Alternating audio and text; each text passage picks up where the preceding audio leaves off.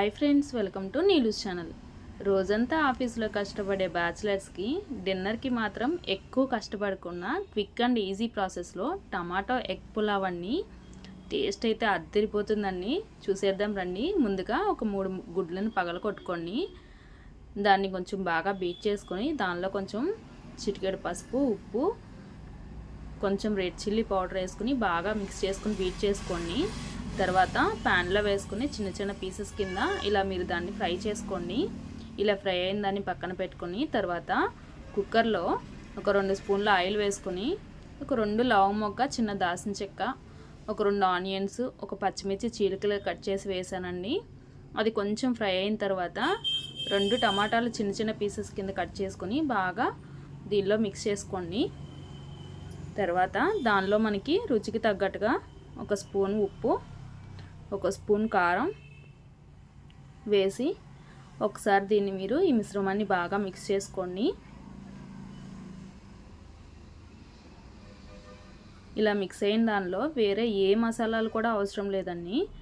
Just garam masala ఒకటి చాలండి. Taste అయితే అద్దరిపోతుంది. గరం మసాలా వేసుకోండి. 2 కరివేపాకు, కొత్తిమీర, పుదీనా ఉన్నవాళ్ళు వేసేసుకొని ఒకసారి బాగా మిక్స్ చేసేసుకోండి.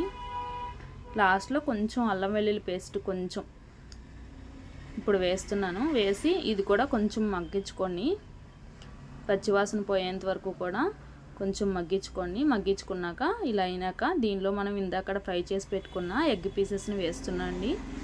ఇది కూడా ఒకసారి ముక్కలకి బాగా పట్టేలాగా ఉప్పు కారం కూడా 1 నిమిషం పాటు ఫ్రై చేసుకోండి. నేను 1 కప్పు రైస్ తీసుకున్నానండి. 1 కప్పు రైస్ తీసుకుని వాటర్ పోసుకుని సోక్ చేసి పక్కన పెట్టుకున్నాను. 2 కప్పులు వాటర్ పోస్తున్నాను. నేను 1కి 2 కప్పులు పోస్తున్నాను. రైస్ అనేది పొలుగ్గా ఉంటుందండి.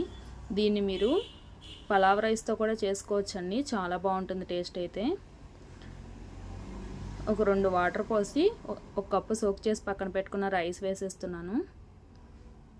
రైస్ వేసేసి కుక్కర్ విజిల్ పెట్టుకుని 3 విజిల్స్ వస్తే సరిపోద్దండి. ఎక్కువగా అవసరం లేదు. చూడండి, పొడిలాడుతూ అద్దరిపోయే ఎగ్ పులావ్ రెడీ అయిపోయిందండి. తప్పకుండా ట్రై చేయండి.